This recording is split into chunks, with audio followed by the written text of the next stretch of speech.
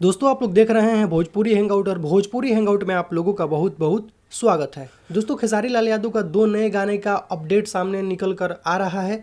इसमें दोस्तों पहला गाने का पोस्टर को आउट कर दिया गया है, जो कि आप लोग देख सकते हैं अपने मोबाइल के स्क्रीन पर।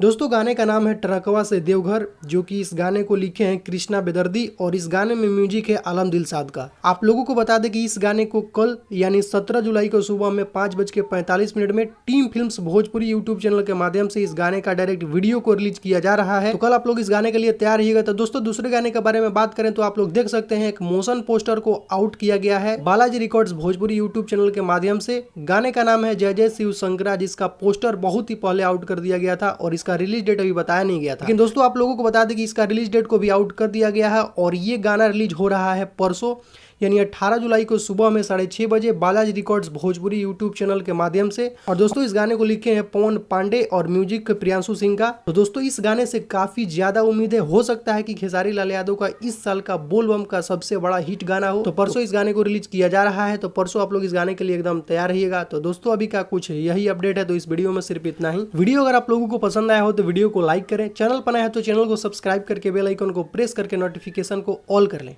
तो मिलते हैं एक नए वीडियो में। Thank you so much.